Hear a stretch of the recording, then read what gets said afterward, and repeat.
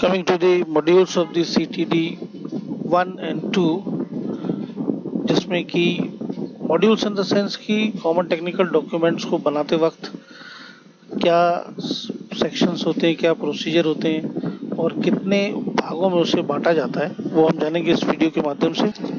So coming to the word modules, modules actual में जो शब्द है उसका मतलब ये होता है कि एक कंप्लीट सेट ऑफ स्ट्रक्चर जो कि किसी बड़े स्ट्रक्चर को बनाने में इस्तेमाल होता है। जैसे फॉर एन एग्जांपल, अगर आप एक स्मार्टफोन या मोबाइल फ़ोन को ओपन करें तो उसके पार्ट्स में आपको मिलेंगे कैमरा, उसकी रैम, उसका मदरबोर्ड, देन हार्ड डिस्क या मेमोरी जिसे हम कहते हैं, स्क्रीन।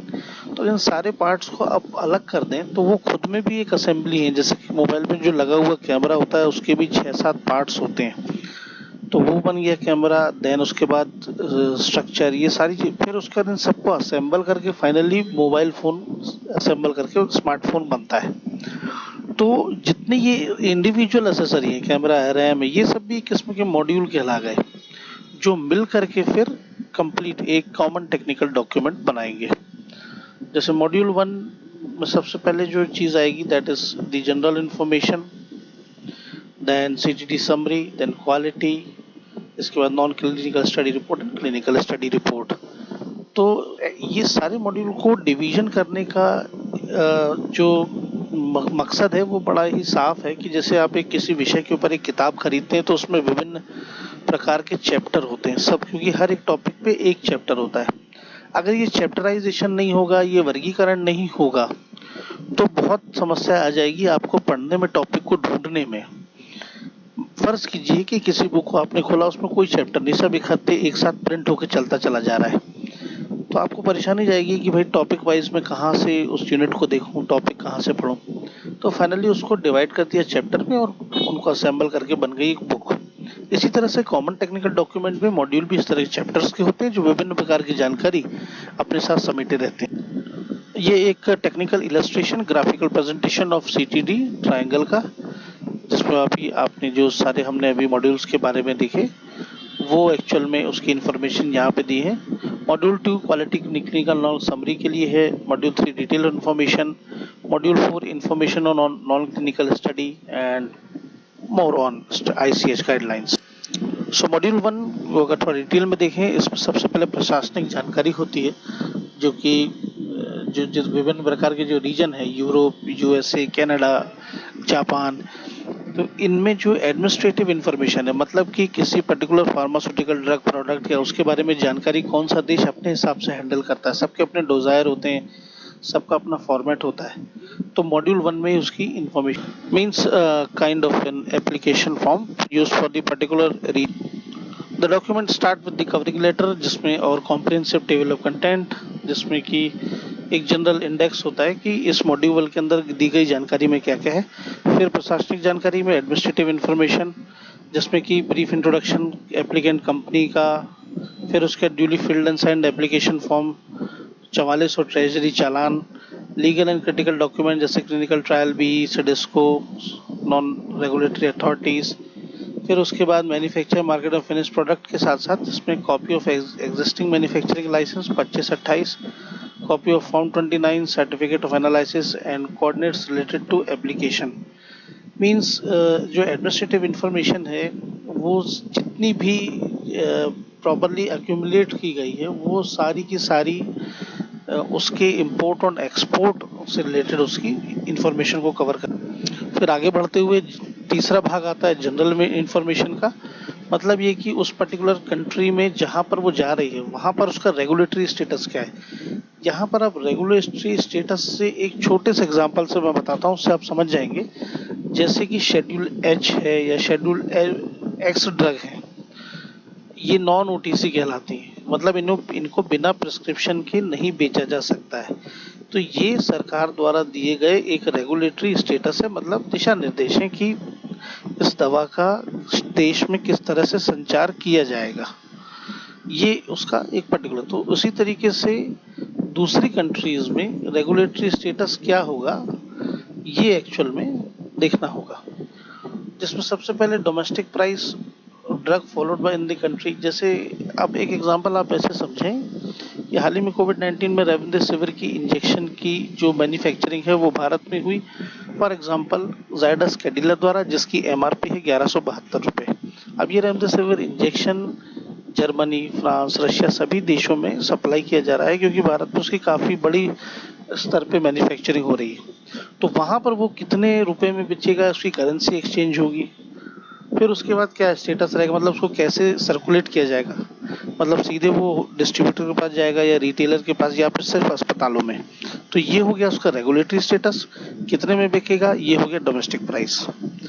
उसके बाद brief profile of the manufacturer research activity, मतलब रेमडेसिविर इंजेक्शन को जब इन्वेंट किया गया था तो उसकी एक ब्रीफ इंफॉर्मेशन रहती है कि सिर्फ सीटीडी के मॉड्यूल नंबर 1 में ही होती, कहीं बाहर इसे डिस्क्लोज नहीं किया जाता, पब्लिकली इसे खोला नहीं जाता है, ये सिर्फ कंपनी की जन इंफॉर्मेशन के लिए होती है।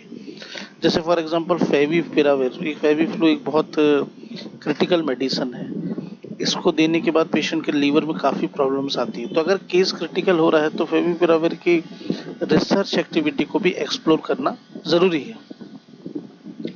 इसके बाद B profile of manufacturer business activity in domestic, यानी कि मैन्युफैक्चर जो पर्सन है उसकी एक ब्रीफ एक्टिविटी, ब्रीफ प्रोफाइलिंग, वो डोमेस्टिक और ग्लोबल मार्केट में कैसी है, वो उसका कंपाइलेशन, मतलब डोमेस्टिक इन द सेंस कि अभी इंडिया में रेमडेसिविर इंजेक्शन इतने एमआरपी पे बिजनेस हो रहा है, ग्लोबल मार्केट में उसका क्या टोटल स्टेटस रहेगा, ये यूएसएफडीए द्वारा सीटीडी के मॉड्यूल नंबर 1 में आएगा। इसके बाद information regarding involvement of expert, sample of the drug product, sample भी बहुत इंपॉर्टेंट है क्योंकि उसके एनालिसिस के लिए ज़रूरी होता है। इसके बाद प्रमोशनल मटेरियल्स मतलब वो सारी जानकारी जिससे कि कंट्री उस प्रोडक्ट को अपने कंट्री में प्रमोट करेगी। जैसे एक एग्जांपल के तौर पे कि जब नया प्रोडक्ट आता है तो एक मेडिकल रिप्रेजेंटेटिव एक पैम्पलेट लेकर के डॉक्टर को दिखाता है, that is actually a promotional material, means free drug samples. ये भी कंपनी को अलग से मैन्युफैक्चर करके वहां पर भेजने होते हैं। जैसे आपने देखा होगा कि medical representative free drug sample doctor को देखते हैं, फिजिशियन सैंपल, डॉक्टर उसे ट्राई करते हैं, पेशेंट को देते हैं और इफेक्ट देखते हैं कैसे आ रहे हैं, अच्छा आ रहे हैं तो फिर बढ़िया उसका काम होता है। ये सामने स्क्रीन के ऊपर है मॉड्यूल 2, जो कि सीटीडी की समरीज को अपने साथ रखता है। मतलब मॉड्यूल 1 हो गया एडमिनिस्ट्रेटिव इंफॉर्मेशन का, मॉड्यूल 2 हो गया समरीज का। मॉड्यूल एक्चुअल में 2 जनरली जो समरीज है उसमें clinical and non clinical data का ज़्यादा इंफॉर्मेशन सब्सटेंसेस होते हैं, जिसमें कि clinical and non clinical data मतलब किसी पर्टिकुलर फार्मास्यूटिकल प्रोडक्ट है उसकी जो क्लिनिकल ट्रायल की गई फेज 1, 2, 3 में, इसमें फेज के दौरान जो एक्सरसाइज की गई उसका डेटा, साथ ही साथ जो रिजल्ट्स आउटपुट मिले, means pharmacological data, toxicological data, ये सारी इंफॉर्मेशन जो है इस मॉड्यूल में मिल जाती है। तो सबसे पहले overall summaries of the pharmaceutical product, non clinical data में भी नॉन क्लिनिकल ओवरव्यू जिसमें कि गुड लेबोरेटरी प्रैक्टिसेस का introduction, then non clinical testing strategies, pharmacology, pharmacokinetics, toxicology, integrated overview and conclusion and list of references. ये actual में एक general data है। अगर आप फार्माकोलॉजी की कोई भी किताब देखेंगे तो एक पर्टिकुलर मॉलिक्यूल के ऊपर उसकी सारी डिटेल्स होती हैं, side effects, pharmacology, mechanism of action, और साथ ही साथ बेसिक रेफरेंसेस होते हैं कि उस ड्रग की जो डिटेल है वो कहाँ से एक्चुअल में आई है। Then comes the clinical overview, that is overview of analysis of the data. फिर उसके बाद brief overview of clinical findings. Then comes the product development rationales, overview of biopharmaceutics, overview of clinical pharmacology, overview of efficacy, safety, ये सब कुछ clinical part में उसके mentioned होता है। तो मॉड्यूल 2 है वो pharmacological and pharmaceutical point of view से बहुत ही इंपॉर्टेंट इन्फॉर्मेशन अपने साथ रखता है।